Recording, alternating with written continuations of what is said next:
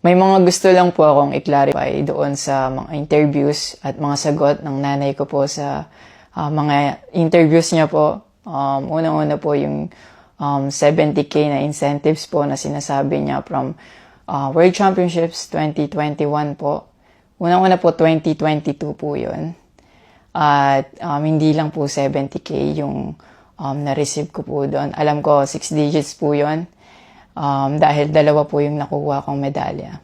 After nun, mga bandang December, umuwi ako sa Pilipinas. Nakikita kami ng mama ko. At hindi niya sa akin sinasabi na na-receive niya na pala yung incentives ko from World Championships. Hindi ko pa po malalaman na na-receive niya na po yung incentives ko kung hindi ko pa po hinanap. Never ko na po na-receive yung incentives ko po na yun. At never ko na rin naman po na hiningi yun sa kanila. Binigay ko na at wala na po yun sa akin. Ang sa akin lang naman, gusto ko malaman kung saan napunta yung incentives ko po na yun. Yung principle po kasi dito wala po sa liit o laki ng amount po na incentives po na ginalaw niya. Kundi po sa pagtago at paggalaw niya nang wala ko pong consent, yung pinapoint ko po sa kanya.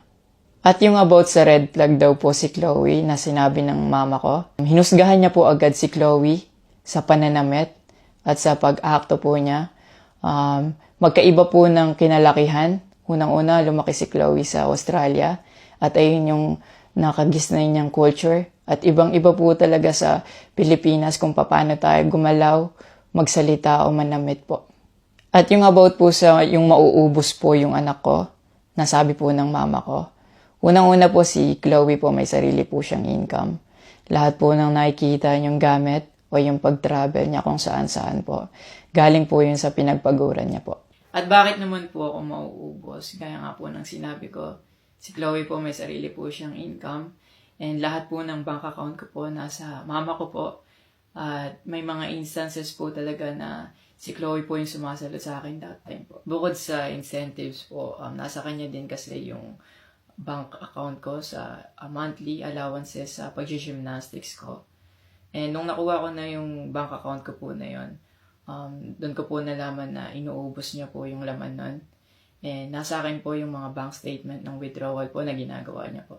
Sabi niya po nagsimula daw yung hindi namin pagkakaintindihan dahil kay Chloe daw po. Opo, totoo po yun. Dahil ever since unang-una pa lang, ayaw niya na kay Chloe kahit hindi niya pa po nakikita or nakikilala in person. And mas nagkalabuan po kami nung naglagay po ako ng boundaries sa relationship ko. Kasi pinaglaban ko po si Chloe dahil gusto ko po siya. Yung about sa training camp na kinikwento niya na si Chloe dapat wala na daw doon, sabi ng former coach ko pagdating nung dalawang magte-training camp doon. Usually, kapag magte-training camp kami, palaging naka-hotel. And miscommunicated yon na doon pala sila sa akin na mag-i-stay. Hindi rin totoo na pagpunta nila doon, nung dalawang bata, dapat wala na si Chloe kasi sabay-sabay silang pumunta doon. Actually, nagulat pa yung former coach ko kasi nandun si Chloe. Minelcome naman namin sila talaga. Nag-prepare kami para sa kanila. So, hindi ko alam kung bakit ganun yung mga sinasabi niya. At yung sinasabi niya po na yung dalawang bata po dahil si Chloe yan doon, yung nakabalandra daw yung puwet po. Bilang nakakatandang kapatid po, bilang boyfriend ni Chloe po, at bilang ate at kuya po, kami po aalagaan po namin sila. Hindi namin po gagawin yung mga iniisip niya na ganon. Ang dumi niya mag-isip at hindi appropriate yon para sa akin at disrespectful yon actually sa akin and kay Chloe po. E yung sinasabi niya na so dapat wala daw pong outsider or guest po doon sa apartment ko po. Di din po yung totoo kasi wala naman pong naka-indicate or nakalagay sa contract na bawal yung guest or outsider sa loob po ng apartment po. And actually, invited po si Chloe ng former coach ko from Japan nung SEA Games pa lang po sa Vietnam. So, sinabihan kami na invite mo na lang si Chloe sa Japan and dun kayo mag-hangout. Sabi niya pa na feeling niya daw, nilalayo ako ni Chloe sa kanila. Unang-una po yun, months before nun, kasi uuwi ako parang 3 days yun. Sinabihan ko na sila na mag-i-spend time ako kay Chloe. Nagpunta kami sa Baguio. Sinama ko si Chloe, nag-spend time kami. Nakikipaghalubilo naman po kami, hindi naman ako nilalayo ni Chloe. Actually, pumunta pa kami sa Pangasinan. Like, po kami doon, parang meet and greet. Yeah. Tapos after nun, nagpunta tayo ng Baguio.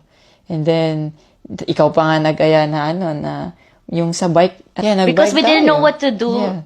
after nung kumain, because they were like, oh, what do we do? I was like, oh, let's go sa Burnham Park. Yeah. So that we can take the little kids to go biking. Yeah. So I'll just attach a screenshot of me saying sorry at that time if they felt left out when we were all hanging out sa Baguio. So you guys can just pause and read. Actually, nagkita po yung mama ko and yung family ni Chloe twice po. And then, yun, nag-usap po sila. And the last resort, my family made a group chat Yeah. na kasama everybody involved because my family wanted to address kung ano yung issues ni mom mo towards me. Yeah, kasi marami na siyang pinopost. Yeah, madami na siyang pinapost. And even though my family knew na madami na siyang pinapost, my family still welcomed them, treated them with respect and with no judgment na pinaringgan nila yung side ng mom mo, what she had to say about me and our relationship. And then, after the group chat, she left, Yeah. your mom left, and wala siyang narinig anything from my family. May recent interview po kayo na kinakongratulate niyo po ako. Kung genuine po talaga kayo, maraming salamat po. Ina-acknowledge ko po yung pagka-congratulate niyo sa akin. Pero nagpa-flashback pa rin po talaga yung masasakit yung sinabi sa akin at yung mga hindi nyo pag-wish well sa akin. Like, tumatatak po yan sa akin talaga. Ang message ko po sa inyo na mag-heal kayo, mag-move on, at napatawad ko na kayo long time ago po. Pinagpe-pray ko na maging safe kayo palagi at nasa maayos kayong kalagayan dyan lahat. Tigilan na po natin to at i-celebrate na lang po natin yung mga ginawa po ng paghihirap, pagsasakripisyo ng bawat atletang Pilipino dito sa Olympics.